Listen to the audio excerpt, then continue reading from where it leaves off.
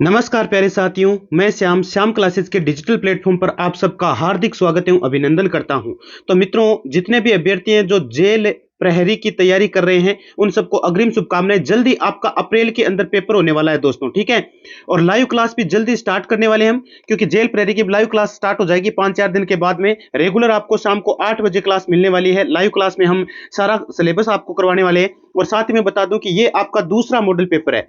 ये कौन सा मॉडल पेपर है? मॉडल पेपर नंबर 2 है आपका। एक मॉडल पेपर डाल दिया गया है, जैसा कि आपने देख लिया होगा। और ये भी वैसा ही मॉडल पेपर है, पूरा संपूर्ण सिलेबस पर आधारित मॉडल पेपर है। तो एक सिंगल क्वेश्चन जो होता है ना, वो मिस मत कीजिएगा। क्लास को अंत तक पूरा देख लीजिएगा, क्योंकि इस प्रकार से आपके प्रश्न छपने वाले हैं अभी। और सारे लेवल वाले प्रश्न लिए गए, इंपॉर्टेंट है। आरएसएसबी द्वारा प्रमाणित एक एक प्रश्न है, तो ध्यान से एक एक प्रश्न को पढ़ना है। और चैनल पर पहली बार विजिट कर रहे हो तो चैनल को सब्सक्राइब कर लेना और बेल आइकन प्रेस कर लेना, जिससे हर एक नई क्लास का नोटिफिकेशन आपको यहां से मिल जाए दोस्तों, ठीक है।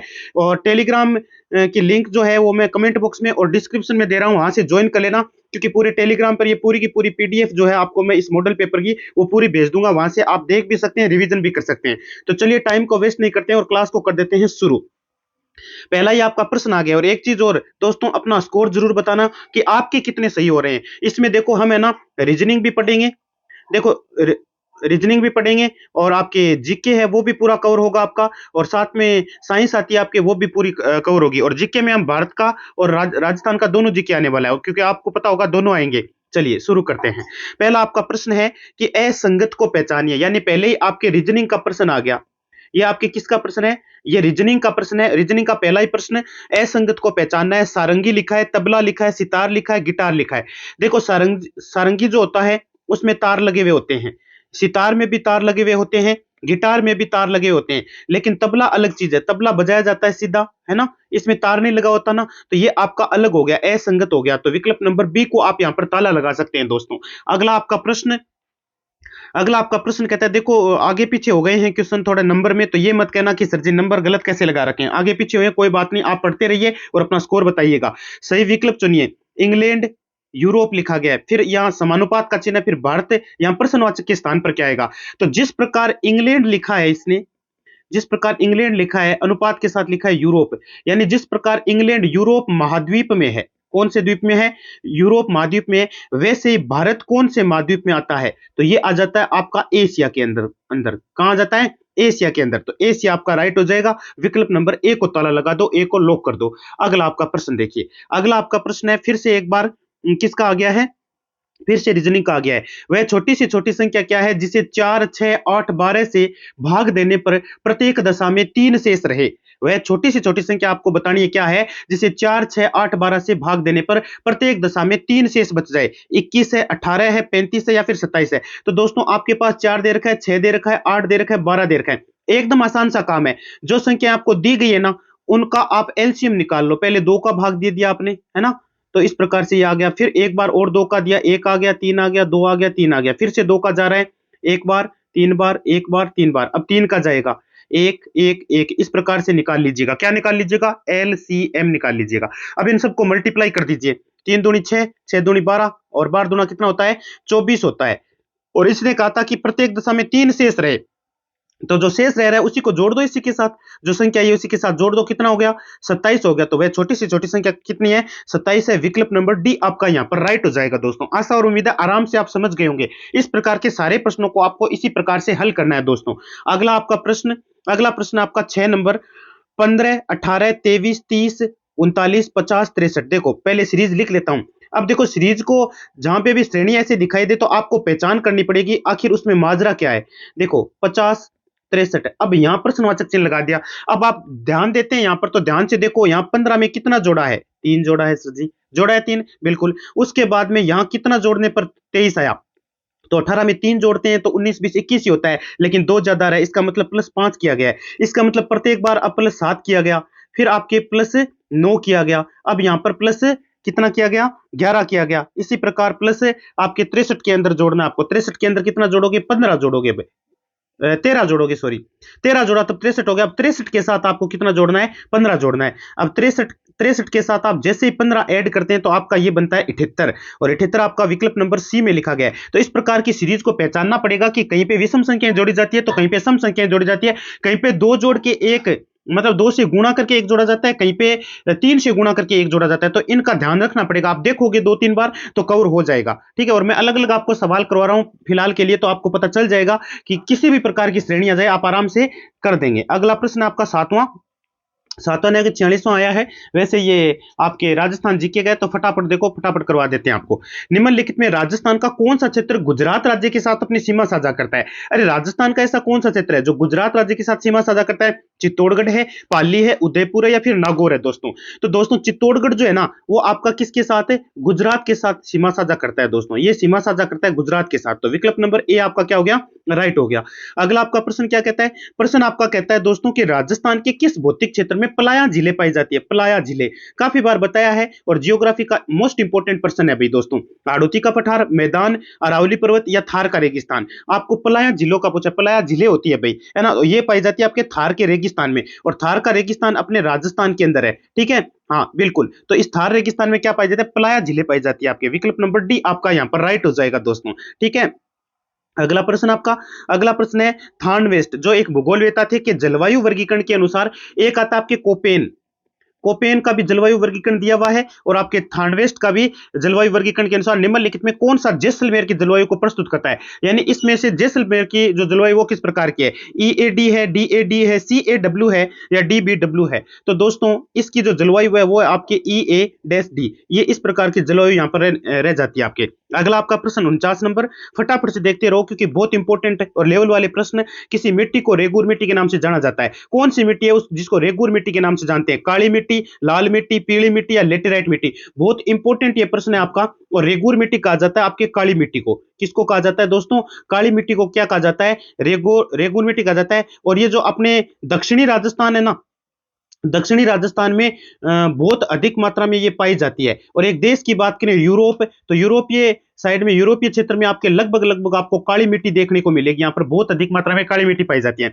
और ये दोस्तों इतनी उपजाऊ होती है, इतनी उपजाऊ होती है कि हद नहीं है। बहुत अच्छा धान होता है यहाँ पर, जहाँ कुछ भी आप बोते हैं तो रेगुर मिट्टी इसी को कहा जाता है। काली मिट्टी को क्या कहते हैं? रेगुर मिट्टी कहते हैं। चलिए चलते हैं अगले प्रश्न में। और अगला आपका प्रश्न क्या कहता है? प्रश्न आपका कहता है कि निम्नलिखित में कौन सी नदी बैराट की पहाड़ियों से निकलकर यमुना में मिलती है? बाणगंगा, मोरेल, सोम, या फिर पार्वती? ऐसी कौन सी नदी है जो आपके बैराट की पहाड़ियों से निकलकर यमुना में मिल जाती है? तो दोस्तों यमुना में मिलने वाली वो नदी है आपकी, वो कौन सी है? वो है आपके बाणगंगा। कौन सी नदी है?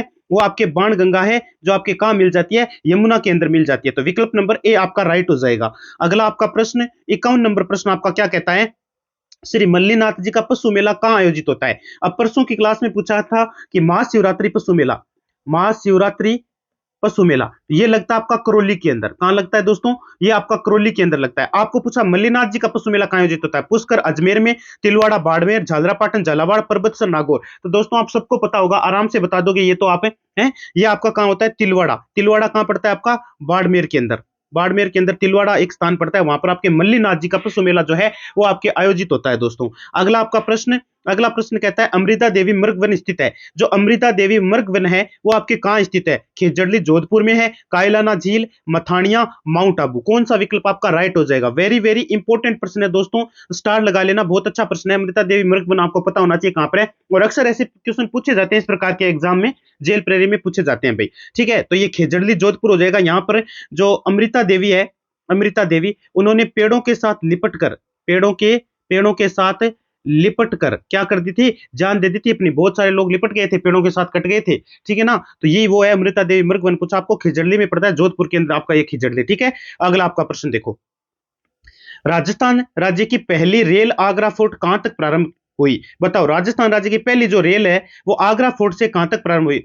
देखो आगरा फोर्ट से शुरू तो हुई थी, लेकिन कहां तक चली थी? आमेर, बसवा, बांदीकुई, या फिर अलवर तक चली थी? बहुत इंपॉर्टेंट प्रश्न है दोस्तों। तो ये आपके 21 अप्रैल को चली थी। आपको डेट पूछ ले कब चली थी? 21 अप्रैल 1874 को ये रेल आपकी चालू हुई थी, ठीक है। आगरा फोर्ट से कहां तक चालू हुई थी? ये बांदीकुई तक चालू हुई थी। आगरा फोर्ट से कहां तक चालू हुई थी? बांदीकुई तक चालू हुई थी। बांदीकुई ये कहां पड़ता है आपका? दौसा के अंदर पड़ता है दोस्तों, ठीक है। तो यहां तक चली थी बस ये ट्रेन, ठीक है। इंपॉर्टेंट है, याद रखिएगा, बहुत महत्वपूर्ण प्रश्न आपका ये। अगला आपका प्रश्न देखिए, प्रश्न संख्या 56वां कहता है उत्तर दक्षिण गलियारा कॉरिडोर राजस्थान के किस जिले से गुजरता है? उत्तर दक्षिण जो गलियारा कॉरिडोर है वो राजस्थान के कौन से जिले से गुजरता है? जयपुर, भरतपुर, धौलपुर या फिर दौसा से गुजरता है? ये भी आपका महत्वपूर्ण प्रश्न है। उत्तर दक्षिण गलियारा राजस्थान में केवल कहां से गुजरता है आपके? ये गुजरता है आपके धौलपुर से। कहां से गुजरता है? धौलपुर से। विकल्प नंबर सी को आप ताला लगा दो, और जिसकी लंबाई है आपके लगभग 28.29 किलोमीटर, ये इसकी लंबाई है। 28.29 किलोमीटर इसकी लंबाई है, और ये विश्व के बैंक द्वारा आर्थिक सहायता भी इसको मिलती है। जो आपका बैंक है ना, विश्व बैंक जो है वो इसकी क्या करता है? सहायता करता है। सहायता विश्व बैंक से मिलती है इसको। आपको अलग से पूछा जा सकता है, ठीक है, और किलोमीटर में दूरी पूछी जा सकती है, तो 28.29 किलोमीटर बता दीजिएगा, और ये धौलपुर के अंदर है। विकल्प नंबर सी आपका राइट हो गया। अगला आपका प्रश्न कहता है दोस्तों कि जनगणना 2011 के अनुसार राजस्थान में जनसंख्या घनत्व के आधार पर द्वितीय स्थान वाला जिला कौन सा है? भरतपुर है, जयपुर है, धौलपुर है या फिर दौसा है दोस्तों? तो दोस्तों ये आपका भरतपुर जिला हो जाता है। विकल्प नंबर ए को ताला लगा दीजिए। अगला प्रश्न है आपका कि आपदा प्रबंधन की प्रमुख दिशाओं में से एक क्या है? अतिरिक्त जल संचयन है, स्वच्छता अभियान है, जीवन में तंत्रिका का उपयोग या बचत समितियों का गठन? आपदा प्रबंधन की प्रमुख दिशाओं में एक क्या है, ये आपको बताना है, और ये आपका 93 नंबर क्वेश्चन है। वैसे देखा जाए तो कोई नहीं, कोई सा भी प्रश्न हो, आगे पीछे नंबर सही से नहीं लगे हुए कोई बात नहीं, ठीक है। तो आपदा प्रबंधन की प्रमुख दिशाओं में एक क्या है? दिशाओं में एक क्या है, आपको ये पूछा गया, बहुत इंपॉर्टेंट है। और जीवन में तंत्रिका का जो उपयोग होता है वो क्या होता है आपका? हाँ, ये आपके एक प्रकार से हो जाता है, ठीक है। हाँ, याद रखिएगा, अच्छा प्रश्न है ये भी। अगला आपका प्रश्न है समुद्र से आंतरिक भाग में सुनामी जलपोत को कितने मीटर तक ऊपर उठा सकती है?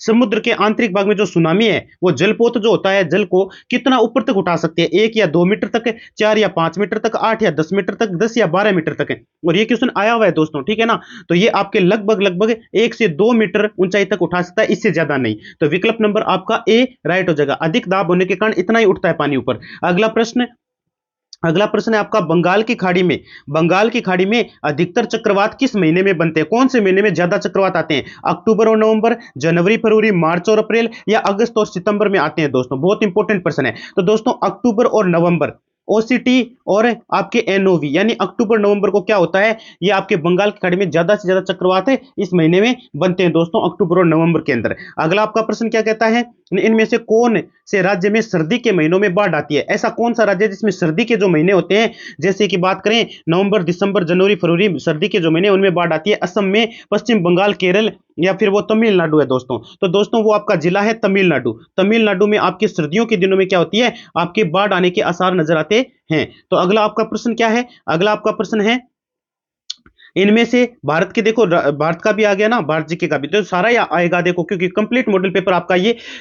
इनमें से भारत के किस राज्य में बाढ़ ज्यादा आती है? बिहार, पश्चिम बंगाल, असम या फिर उत्तर प्रदेश? किस में आती है? तो यहाँ आपके असम जो है ना, असम, हाँ, भारत के कौन से राज्य में अधिक बाढ़ आती है? असम में बहुत ज्यादा, और बिहार में भी देखने को मिलती है, ऐसी बात नहीं है, बिहार में भी काफी बाढ़ आती है, असम में भी काफी आती है, ठीक है। तो असम आपका राइट आंसर हो गया। अगला प्रश्न आपका क्या कहता है? बंगाल की खाड़ी में चक्रवात जुलाई माह में सुंदरबन डेल्टा के करीब 18 डिग्री उत्तर और पश्चिम में उत्पन्न हुआ। डिग्री पूर्व देशांतर से, कितनी डिग्री पूर्व देशांतर से? आपको वो डिग्री पूछी गई है, 70, 50, 90 या फिर 60 डिग्री?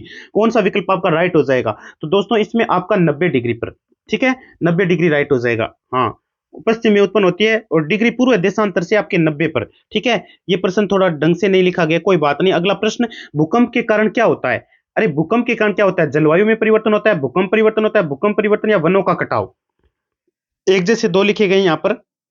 99 नंबर आपका प्रश्न है। तो दोस्तों भूकंप के कारण भूकंप परिवर्तन होता है, ठीक है, वनों का कटाव नहीं होता है, भूकंप परिवर्तन होता है, ठीक है। हाँ, वैसे कारण क्या होता है? तो वनों के कटाव से भी भूकंप बनने का वैसे कोई इतना ज्यादा नहीं है। परिवर्तन जलवायु में कोई नहीं आता, लेकिन भूकंप परिवर्तन होता है, खुद ही एक परिवर्तन होता है। ये दोनों एक जैसे लिखे गए, यही दोनों सही है भाई, सी आपका राइट हो जाएगा, ठीक है। अगला आपका प्रश्न क्या कहता है? विश्व ओजोन दिवस कब मनाया जाता है? अरे विश्व ओजोन दिवस कब मनाते हैं? फटाफट बताओ, बहुत इंपॉर्टेंट प्रश्न है आपका ये, ठीक है ना। विश्व ओजोन दिवस आपसे पूछा गया 16 जुलाई, 28 जुलाई, 16 सितंबर या 22 सितंबर को मनाया जाता है? तो दोस्तों 16 सितंबर को आपके क्या मनाया जाता है? ओजोन दिवस मनाया जाता है। विकल्प नंबर आपका सी यहां पर राइट हो जाएगा। अगला प्रश्न है मैग्नीशियम फास्फेट का रासायनिक सूत्र क्या है? मैग्नीशियम फास्फेट का रासायनिक सूत्र पूछा है। मैग्नीशियम PO4 लिखा है, Mg2PO4 का होल थ्राइस, Mg3PO4 का होल थ्राइस, या फिर MgPO4 का होल थ्राइस? अब अलग अलग आपके पास सूत्र लिखे गए हैं दोस्तों, और इसमें आपके मैग्नीशियम 3, देखो Mg3PO4 का होल थ्राइस, ये आपका मैग्नीशियम फास्फेट का फॉर्मूला है। मैग्नीशियम फास्फेट का रासायनिक सूत्र होता है, ठीक है। इसमें लिखा गया आपका, ठीक है, Mg और यहाँ नीचे 3 लिखा होता है, ठीक है, और PO4 ब्रैकेट के अंदर होल थ्राइस, होल थ्राइस यानी भारतीय भी लगा होता है इसमें। अगला आपका प्रश्न क्या कहता है, हीमोग्लोबिन पाया जाता है। अरे हीमोग्लोबिन किसमें पाया जाता है, WBS में, आरबीएस यानी रेड ब्लड सेल्स में, या फिर प्लेटलेट्स में, या फिर उपरोक्त सभी में। बताओ हीमोग्लोबिन कहां पाया जाता है, ये आपसे पूछा गया 88 नंबर प्रश्न, इंपॉर्टेंट प्रश्न आपका ये। तो ये पाया जाता है आरबीसी, रेड ब्लड सेल्स, यानी इनमें क्या पाया जाता है, आपके हीमोग्लोबिन पाया जाता है, याद रखिएगा, बहुत इंपॉर्टेंट है। अगला प्रश्न आपका, अगला प्रश्न है एलिफेंटिसिस रोग होता है, एलिफेंटिसिस जो रोग होता है वो होता है, बताओ, वुकेरिया ब्रेकोफ्टी से, या क्यूलेक्स मच्छर से, या एनाफिलीज मच्छर से, या फिर प्लाज्मोडियम से, किससे होता है आपका ये एलिफेंटियसिस रोग, ये आपको पूछा गया 89 में। तो दोस्तों ये होता है वुकेरिया बेंक्रोफ्टी से, किससे होता है, वुकेरिया बेंक्रोफ्टी, एक वायरस टाइप का होता है, इससे आपके ये रोग होता है, ये आपका राइट हो जाएगा। अगला आपका प्रश्न, पायरिया रोग मुख्यतः रोग है दांतों का है, आंखों का है, नाक का, या फिर फेफड़ों का। पायरिया कहां होता है बताओ, 90 नंबर प्रश्न आपका। तो पायरिया आपके दांतों का है, इसका है दांतों का रोग है, पायरिया कहां होता है, दांतों में होता है। अगला प्रश्न आपका, अगला प्रश्न क्या कहता है, प्रश्न कहता है विक्रम संवत पंचांग के अनुसार शीतला अष्टमी किस दिन मनाई जाती है। यदि विक्रम संवत पंचांग के अनुसार देखें तो शीतला अष्टमी आपके किस दिन मनाई जाती है, चैत्र कृष्ण अष्टमी को, चैत्र शुक्ल अष्टमी को, भाद्रपद कृष्ण अष्टमी को, या आश्विन कृष्ण अष्टमी को, कब मनाई जाती है। बहुत इंपॉर्टेंट आपका ये प्रश्न है। तो दोस्तों चैत्र कृष्ण अष्टमी को क्या मनाई जाती है आपके, ये मनाई जाती है आपकी शीतला अष्टमी। अगला प्रश्न, अगला प्रश्न है आपका, कन्यावध को गैर कानूनी घोषित करने वाली राजस्थान की पहली रियासत कौन सी थी जिसने कन्यावध को गैर कानूनी घोषित किया था। तो वो थी आपकी कोटा, कोटा रियासत ने सबसे पहले कन्यावध को क्या किया था, गैर कानूनी घोषित कर दिया था। अगला आपका प्रश्न, अगला प्रश्न है 1857 की क्रांति के समय धौलपुर का शासक कौन बना था। उदयभान सिंह, राम सिंह, कीरत सिंह, या फिर भगवंत सिंह का नाम आता है दोस्तों। तो दोस्तों उस समय आपका बना था ये भगवंत सिंह, भगवंत सिंह ना है ना, 1857 की क्रांति के समय धौलपुर का शासक बना था। अगला आपका प्रश्न है, अगला प्रश्न है 1930 के दशक में भरतपुर में राजनीतिक पुनर्जागरण के लिए कौन जिम्मेदार था। श्री कृष्णलाल जोशी था, ठाकुर देशराज, पंडित रेवती शरण, या जुगल किशोर चतुर्वेदी का नाम आता है। तो दोस्तों 63 में जुगल किशोर चतुर्वेदी का नाम आपका आ जाता है, विकल्प नंबर डी आपका राइट हो जाएगा, और ये पुनर्जागरूकता के लिए जिम्मेदार थे, ठीक है। 1930 के दशक में भरतपुर के लिए आपको पूछा गया था ये, तो जुगल किशोर चतुर्वेदी आपका राइट आंसर हो जाएगा। अगला प्रश्न क्या कहता है, राजस्थान राज्य को निर्मित करने के लिए कितनी रियासतों को एकीकृत किया गया। 19 को, 18 को, 14 को, या फिर 21 को किया गया था, बताओ फटाफट से बताओ, इंपॉर्टेंट प्रश्न आपका। और इसमें 19 रियासतें थी, 19 रियासतें, और 3 क्या थे इसमें, ठिकाने थे दोस्तों। तो इनको सम्मिलित किया गया था, 3 ठिकाने, 3 ठिकाने साथ में आ जाते हैं। अगला प्रश्न, अगला प्रश्न आपका 64 नंबर, राजस्थान राज्य को निर्मित करने के लिए कितनी रियासतों को एक, ये तो कर दिया हमने। अगला प्रश्न, निम्न में से असंगत युग्म को छांटिए। आपको 65 में असंगत युग्म आपको छांटना है। ग्रीष्म महोत्सव माउंट आबू लिखा गया है, बिल्कुल सही है। चंद्रभागा मेला झालावाड़, ये भी सही है। चंद्रभागा मेला जयपुर, ये भी सही है। ऊंट महोत्सव जोधपुर, ये आपका गलत है दोस्तों। ऊंट महोत्सव बीकानेर में मनाया जाता है ना, हाँ सर जी, लेकिन यहाँ पे क्या लिखा, जोधपुर लिखा, तो ये गलत हो गया। तो बीकानेर होना चाहिए था, बीकानेर था नहीं, इसलिए आपका असंगत युग्म डी हो जाएगा। अगला आपका प्रश्न, अगला आपका प्रश्न है, सपेरों का कौन सा लोकवाद्य प्रसिद्ध है। मंजीरा, पुंगी, सेनाई, या फिर बांसुरी है। बताओ सपेरे जो होते हैं ना, सपेरों का कौन सा लोकवाद्य जो प्रसिद्ध होता है आपके। तो दोस्तों सपेरे कौन सा वाद्य यंत्र उपयोग करते हैं, तो जो सपेरे होते हैं वो आपके करते हैं पुंगी, पुंगी रखते हैं ये, ठीक है। हाँ, तो ये इनका वाद्य यंत्र है भाई, इसको बजाने के लिए उपयोग में लेते हैं। अगला प्रश्न, निम्नलिखित में से राजस्थान के किस लोक नृत्य में डंडों से नृत्य करते हुए विभिन्न प्रकार के चरित्रों का संवांग किया जाता है। गैर नृत्य, गिंदड़ नृत्य, चंग नृत्य, या फिर डांडिया नृत्य। दोस्तों कौन सा वो नृत्य है। तो दोस्तों जो आपका गिंदड़ नृत्य होता है, जो कि आपके शेखावाटी क्षेत्र का मतलब फेमस है, शेखावाटी क्षेत्र। शेखावाटी क्षेत्र में कौन आता है, चूरू आपका आ जाता है, सीकर आपका आ जाता है, और आपका झुंझुनू आ जाता है। कौन सा आ जाता है, झुंझुनू। तो इन जिलों में क्या है, हाँ इन जिलों में आपके गिंदड़ नृत्य प्रसिद्ध है, तो चंग के साथ किया जाता है होली के अवसर पर।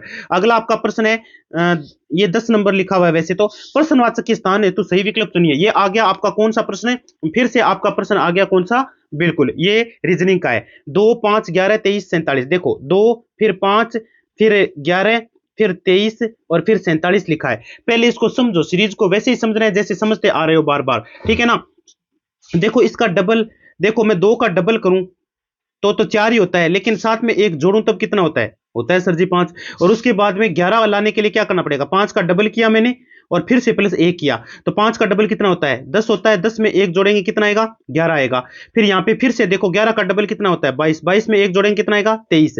इसी प्रकार से यहाँ पे देखो, उसके बाद में डबल कर दिया, यहाँ 23 का डबल किया था और यहाँ पे 11 का डबल किया था, एक जोड़ा था। यहाँ पे आपने 23 का डबल करना है, 23 दूनी कितना होता है 46, 46 में एक जोड़ो कितना हो गया 47 है। उसी प्रकार से अब आपको 47 का डबल करना है और उसमें प्लस एक ऐड करना है, तो ये कितना हो गया आपका 7 दूनी 14, 4 दूनी 8 और 1 9, 94 हो गया। 94 में एक जोड़ेंगे 95, 95 हो जाएगा। अब ऐसे पता लगाना पड़ेगा सीरीज का आपको, ठीक है। तो 95 आपका राइट हो जाएगा यहाँ पर। विकल्प नंबर डी को ताला लगा दो। अगला आपका प्रश्न क्या कहता है? अगला प्रश्न कहता है कि प्रश्नवाचक स्थान हेतु सही विकल्प चुनिए। पहले देखो सी लिखा गया, फिर एफ लिखा गया, फिर एल लिखा गया, फिर एल आई लिखा गया, फिर एल लिखा गया है। अब बताओ प्रश्नवाचक चिन्ह पे अगला क्या आएगा? यहां प्रश्नवाचक चिन्ह आ गया, तो सी के बाद में कितने गिनने पर आपके एफ आता है? तो ए बी सी तो 3 नंबर पे आता है। ई एफ यानी एक को छोड़ते हुए यानी +3 और ऐड करो, सी के साथ +3 और ऐड करो, A B C D E F यानी 3 जोड़ने के बाद एफ आता है। तो इसका मतलब वापस 3 और जोड़ो तो फिर आई आएगा। देखो एफ जी एच आई 3 जोड़ा आ गया और उसके बाद में +3 और ऐड करो, 3 और ऐड करोगे क्या आएगा? बिल्कुल एल आएगा। और ऐसे 3 और ऐड करोगे इसमें तो उसके बाद में एल एम एन ओ आता है। क्या आता है? ओ। ओ कहीं पे लिखा है? ओ बी में लिखा है सर जी, तो बी आपका राइट हो जाएगा। 3 3 जोड़ के देखो, ऐसे पता तो लगाना पड़ेगा आपको कि किस प्रकार की सीरीज बन रही है, और ऐसे क्वेश्चन आपको इसमें देखने को मिलेंगे दोस्तों, ठीक है। चलिए अगला प्रश्न आपका, जो संबंध रोटी का गेहूं से है वह संबंध ईंट का किससे होगा? जो संबंध, अब देखो गेहूं से क्या बनती है? गेहूं से सर जी रोटी बनती है। तो बताओ ईंट किससे बनेगी? ईंट किससे बनेगी? ईंट सर जी मिट्टी से बनेगी। मिट्टी से बनेगी भाई, भवन से ईंट थोड़ी बनती है, आग से ईंट थोड़ी बनती है, पत्थर से थोड़ी बनती है, मिट्टी से बनेगी। तो विकल्प नंबर बी आपका राइट हो जाएगा, ठीक है। जिस प्रकार संबंध रोटी का गेहूं से, उसी प्रकार ईंट का मिट्टी से संबंध हो जाएगा। तो मिट्टी आपका राइट हो गया यहाँ पर, ऐसे पहचानना है आपको, ठीक है। अच्छे प्रश्न है सारे के सारे, इस प्रकार के क्वेश्चन आपको देखने को मिलेंगे। एक व्यक्ति के पास 10 आम थे, 4 आम छोड़कर सारे आम खा डाले गए। अब उसके पास कितने आम बचे? पहले आम कितने थे? 10, 10 में से 4 आम छोड़कर, 4 को छोड़कर 6 खा लिए, तो 10 में से 6 घटा दो, 4 ही तो है बच्चे, तो 4 ही ना, पीछे 6 तो खा चुके हैं, तो 4 बच्चे, तो 4 इसका राइट हो जाएगा। ये तो नॉर्मल सा क्वेश्चन था, कुछ भी नहीं है, और इस प्रकार का क्वेश्चन भी एक देखने को मिलने वाला आपको। अब अगला प्रश्न है आपका कि 7.36 और बाद में प्लस लिखा है 15.34 और इंटू लिखा है 5.5। बोर्ड मास नियम कहता है पहले गुणा होगा, इन दोनों को गुणा करो। तो 7.36 और प्लस 15.34 को 5.5 से गुणा करना है आपको। गुणा कर लोगे आराम से, इसमें तो मेरे ख्याल से आपको दिक्कत नहीं आनी चाहिए, है ना। गुणा कर लेना, चलो आप गुणा करना, इसका गुणा करोगे तो लगभग ये आएगा 84.37। अब इनको ऐड कर दो, 84 में 7 ऐड कर दो, ऊपर 36 37 अलग से जुड़ जाएंगे, तो 91.73 हो रहा है। तो 91.73 कहां लिखा है? सी के अंदर लिखा गया है। विकल्प नंबर सी को ताला लगा दो। Very good. अगला प्रश्न, चलिए आज की क्लास में इतने ही प्रश्न है, लगभग क्वेश्चन हमने कर लिए हैं। तो रीजनिंग हमने की है, भारत का जीके हमने किया है, राजस्थान का जीके किया है, साइंस भी की है। जल्दी हम लाइव क्लास स्टार्ट करने वाले हैं। अपना स्कोर लास्ट में जरूर बताइएगा कि आपके कितने सही हो रहे हैं मित्रों। धन्यवाद।